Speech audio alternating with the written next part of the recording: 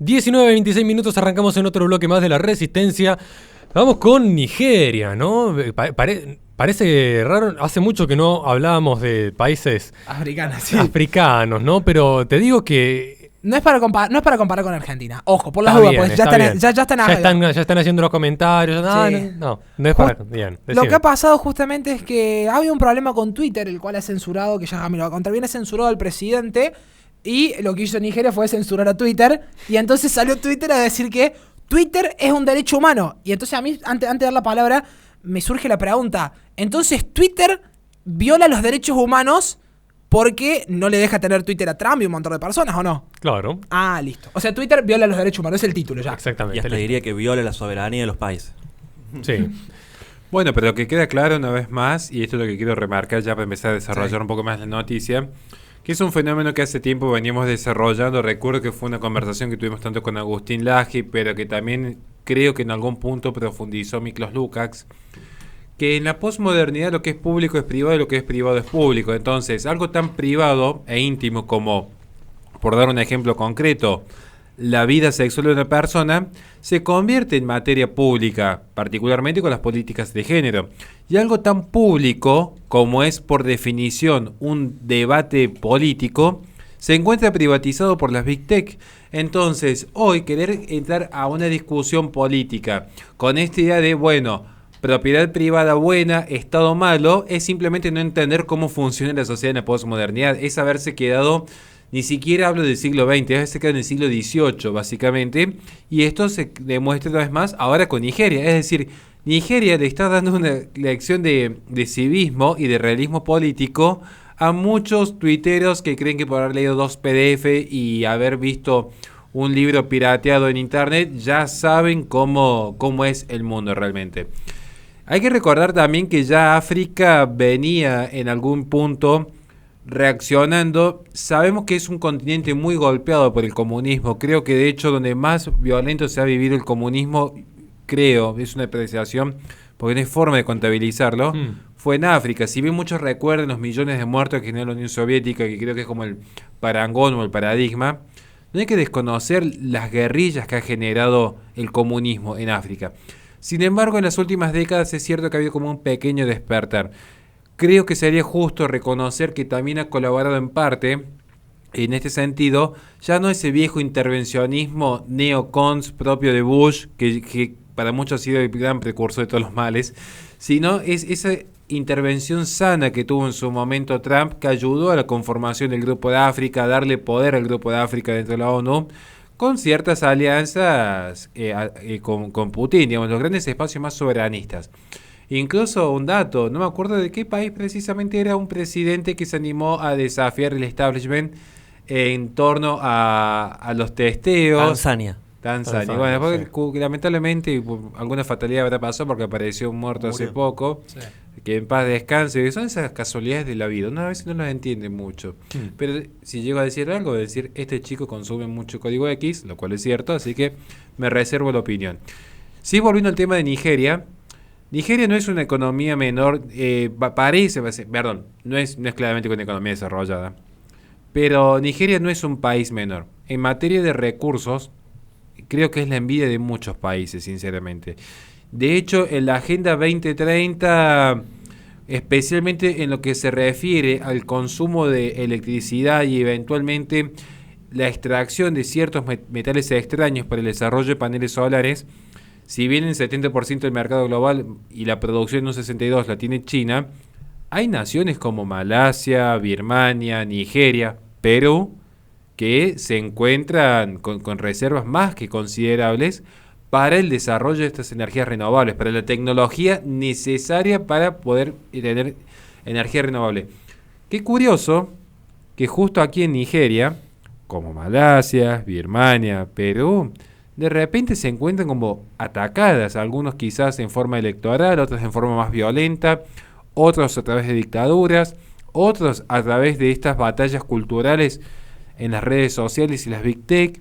Creo que no es un fenómeno menor. No sé si a vos, Nicolás, o Ramiro, que están inmersos en el campo internacional, les merece alguna reflexión este fenómeno. Y la verdad que, mira, primero hablando de China un poco, La influencia de China en África Oriental es enorme, es muchísima, sobre todo a nivel político y también en el tema de la extracción de recursos, acuerdos políticos. No hay que olvidar que, por ejemplo, la influencia, incluso el apoyo a ciertos grupos y organizaciones armadas, como por ejemplo las que pertenecía el actual director de la OMS, Tedros, ¿no es cierto?, que él es proveniente de Eritrea. Así que China es clave en este sentido en África, en las influencias que ejerce, obviamente en este caso, en el caso de Nigeria, y quería dejar, por ejemplo, el tema de la influencia del comunismo, del marxismo, no hay que olvidar también el desembarco y el apoyo con tropas de parte de Cuba en el desembarco a Angola, en algún momento, ¿no es cierto? Que eso va quedando por ahí el relegado en la historia, no nos muestran toda la historia completa, en apoyo de ciertos referentes ahí, que bueno, por ahí los quieren poner como muy referentes a algunos africanos, que no lo son.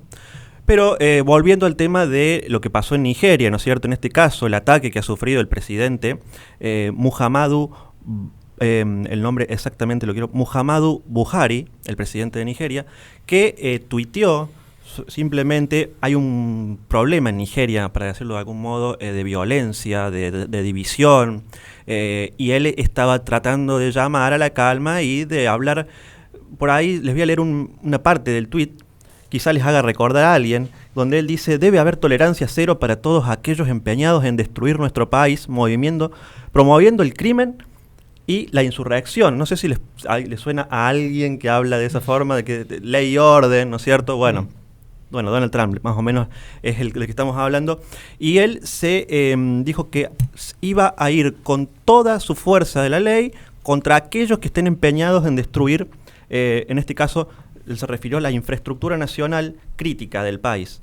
Incluso con informes de seguridad que recibió, y él lo tuiteó, fue una cadena de tweets, bastante extensa. Por lo tanto, dijo que muchos de los que se portan mal hoy en día son demasiado jóvenes para darse cuenta de la destrucción y la pérdida de vidas que ocurrió durante la guerra civil de Nigeria. Aquellos de nosotros en el campo durante 30 meses que pasamos por la guerra, los trataremos en el idioma que entienden.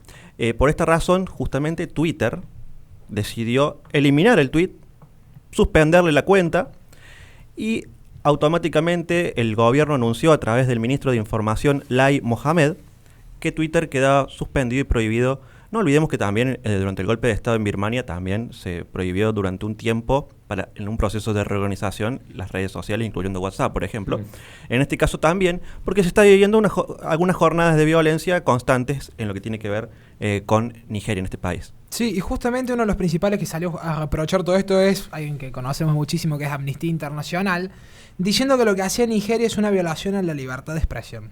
Y yo me pregunto, o sea, que Twitter censura al primer mandatario, la persona con más poder de Nigeria, porque no les gustó cómo escribió, lo que dijo, o lo que fuere, no es violar la libertad de expresión ni nada. ¿Ahora yo?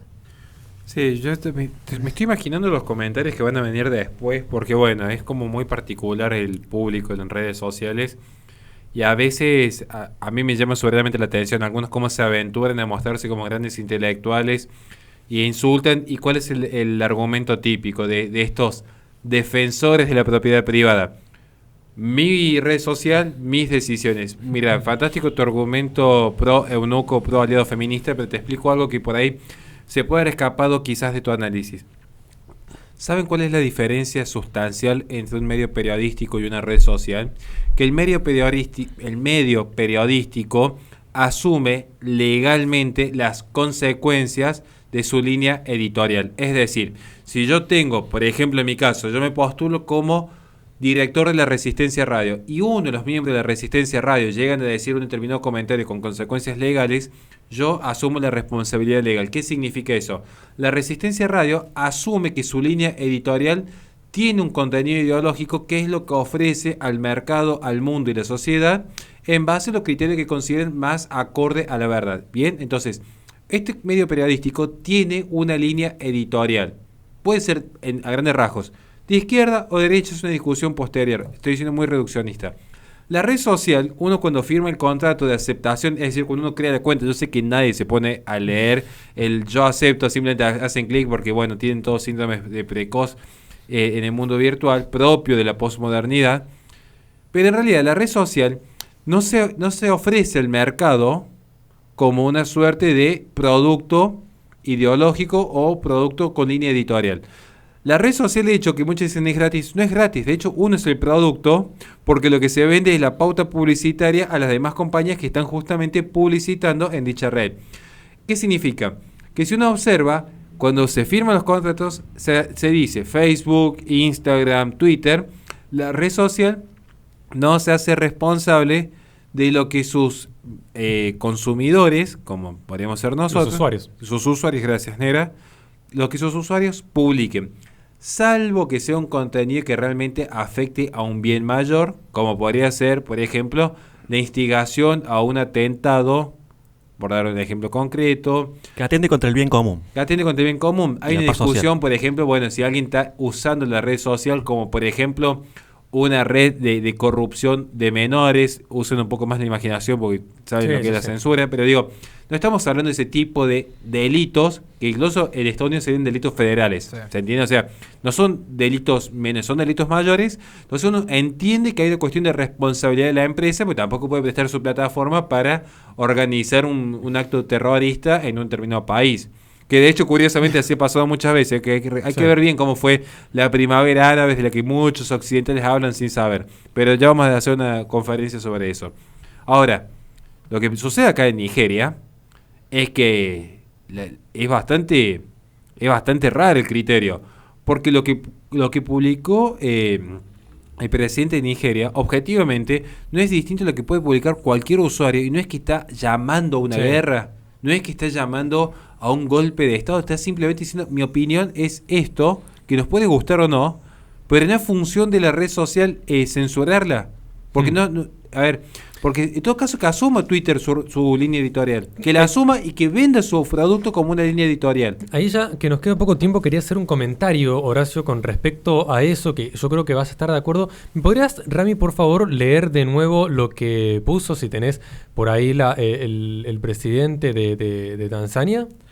De Nigeria. Perdón, de Tanzania. Me quedé con Tanzania. Te lo leo. Dice rápidamente. Recibo informes de seguridad diarios sobre ataques a la infraestructura nacional crítica. Está muy claro que quienes están detrás de ellos quieren que esta administración fracase. Quien quiere la destrucción del sistema pronto tendrá el impacto de sus vidas. Les hemos dado suficiente tiempo. En el área de seguridad hemos cambiado jefes de servicio al inspector general. Exigimos que estén a la altura de los desafíos que enfrentamos. Debe haber tolerancia cero para todos aquellos empeñados en destruir nuestro país, promoviendo el crimen y la insurrección. Luego hace recordar lo que ocurrió en la guerra civil, que es lo que él quiere evitar, quiere evitar las divisiones, ¿no es cierto? Básicamente está exponiendo la realidad política de su país, una realidad que es de esa manera, una realidad que no se puede tapar con las manos, no se puede intentar borrar nada. Simplemente es la realidad de su país y él la está exponiendo. ¿Qué es lo que pasa? Que después llegan la manga de ofendidos de las redes sociales que quieren que el mundo sea una extensión de su sala de estar, del living de su casa, que todo es perfecto, que todos estamos contentos, con orgullo LGBT, siendo todos hermanos, y que todos tenemos que pensar de la misma forma y que nadie puede ofender a nadie, como pasa en el centro de su casa, donde si la mamá le levanta el tono, después le tiene que pedir perdón por haberse pasado, ¿no?, con su hija, ¿no? Y así se manejan las redes sociales, haciendo creer al mundo que el mundo es perfecto, que no hay problemas, que no hay guerrillas, que no hay atentados, que no hay terrorismo y que no hay gente que quiere a toda costa destruir los países y que lo va a hacer tanto por medios electorales como por medio de la violencia. Y es una realidad que tenemos que aprender, que tenemos que entender que existe y que no puede ser que estos payasos de las redes sociales quieran que el mundo sea la extensión de su living perfecto, donde todos somos amigos y todos estamos contentos y nos damos besos y abrazos. Y en todo caso, si se cometió un delito al presidente o lo que sea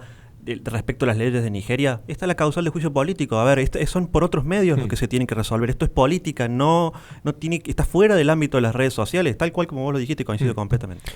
Si nadie quiere hacer otro comentario, vos, Horacio, ¿te quedaste con ganas de algo? No, simplemente cerrar eso. Coincido con lo que han dicho todos acá, claramente que ha sido más que claro. Y quiero remarcar este punto, ¿Por qué hablamos de esto de las redes sociales? Porque tanto que le gusta a algunos defender esto de la propiedad privada de mis redes, porque hemos visto algunos grandes influencers, digamos, esto que tienen las fundaciones financiadas por impuestos alemanes, claro. Los mismos que viven de las redes sociales. Claro, los que viven de redes sociales, claro. Y que tienen, y que son financiados por los impuestos alemanes. Es como que hay un criterio medio extraño ahí, cuándo conviene y cuándo no conviene el Estado. Si vamos a hacer su propio criterio liberal, para que vean que no hay ningún tipo de enemistad. Justamente, un principio liberal es respetar los contratos. Antes de salir a defender estas empresas oligopólicas, lean el contrato para no hacer gala de su supina ignorancia, y van a ver que el contrato sostiene que justamente la red social no posee una línea editorial y tampoco se responsabiliza por el contenido vertido por sus usuarios. Quiere decir, están ofreciendo un servicio bajo la categoría A y luego aplican medidas restrictivas bajo la categoría B como medio periodístico. Y esto es lo que realmente enerva. No respetan el contrato los oligopolios, pero esto como dicen, no, porque si el delito lo cometió un privado, solamente por ser privado ya es bueno y tengo que aplaudirlo, porque no voy a hacer que esté cerca de los fachos conservadores como la que no entendieron absolutamente nada. Por eso, insisto, de hecho tenemos, y ya con esto cerramos, hay un video muy interesante con Agustín Laje en este canal, hablando justamente de la cultura de la cancelación y esta ontología digital sobre cómo se articulan las redes sociales en el debate político en pleno siglo XXI, y creo que es parte de la tesis de su libro incluso. Así que le recordamos a la gente que este programa se transmite por Play FM en Córdoba, Carlos Paz, Tucumán y San Fernando del Valle, Catamarca. Además salimos por twitch.tv/La-Resistencia y después los videos se suben en el canal de YouTube de La Resistencia, youtube.com/La-Resistencia Radio. Posteriormente en los videos van a tener en la descripción nuestras redes sociales para que se comuniquen con nosotros en caso de que quieran colaborar con este espacio. Vamos a un corte y enseguida volvemos con más Resistencia.